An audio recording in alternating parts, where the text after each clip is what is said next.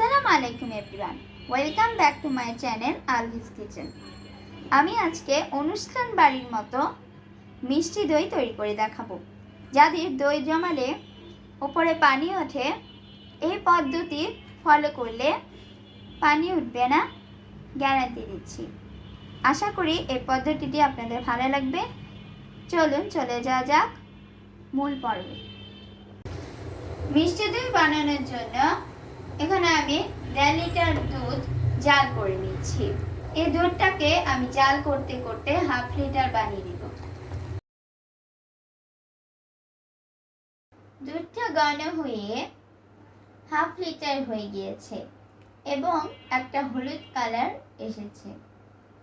এ পর্যায়ে দিয়ে দিচ্ছি সুগার সিরাপ। আপনারা চাইলে চিনিও দিতে পারেন। চিনিটা আপনারা আপনাদের পছন্দ মতো বানিয়ে কমিয়ে নিতে পারবেন। দুধটাকে এখন এমনভাবে ঠান্ডা করব যেন হাতটা ডুবিয়ে রাখা যায়। দুধে আঙ্গুল রাখা যায় এরকম গরম থাকবে। ছোট্ট একটি বাটিতে টক দই নিয়ে নিচ্ছি। দইটাকে ভালো করে ফেটিয়ে নিব। এই দুধে আমি কোনো গুঁড়ো দুধ ইউজ করিনি, লিকুইড মিল্ক দিয়েই দুধটাকে ঘন করে নিয়েছি। দিয়ে দিচ্ছি 1 চামচ ফাটানো টক দই।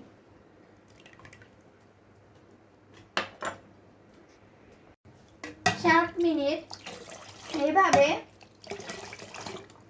দুধটাকে ফেটিয়ে নিব যাতে দইয়ের সাথে দুধটা মিশে যায়। রাখবেন, ভালো দই পেতে হলে বীজ অবশ্যই দই হতে হবে।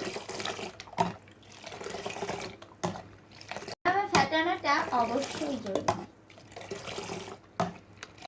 দুধটা ফেটানো হয়ে গিয়েছে, এখন আমি এটাকে 1 টাইম গ্লাসে ভরে নিচ্ছি।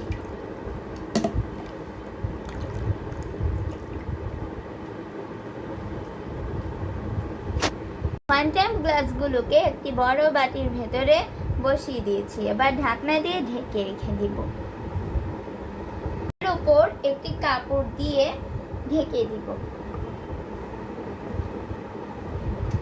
6 ঘন্টার জন্য এটা এভাবেই রেখে দিব। ফিরে এলাম 6 ঘন্টা পর। এখন আমি কাপড়টা সরিয়ে নিচ্ছি। দেখতেই পাচ্ছেন মাশাআল্লাহ কি সুন্দরভাবে সেট হয়ে গেছে। দইটা জমে গিয়েছে। কেটে আমি একটু দেখিয়ে দিচ্ছি আপনাদের দইটা কেমন হয়েছে। দেখতেই পাচ্ছেন এই দইয়ের উপরে 1 ফোঁটাও পানি জমেনি। তো তৈরি হয়ে গেল 1 টাইম গ্লাসে অনুষ্ঠান বাড়ির মতো মিষ্টি দই। এই মিষ্টি দইয়ের বানানোর পদ্ধতিটি যাদের ভালো লেগেছে তারা অবশ্যই লাইক, কমেন্টস ও শেয়ার করতে ভুলবেন না। সেই সাথে আমার চ্যানেলটি সাবস্ক্রাইব করার অনুরোধ রইল। আজকে এ পর্যন্তই। সবাই ভালো থাকবেন। আল্লাহ হাফেজ।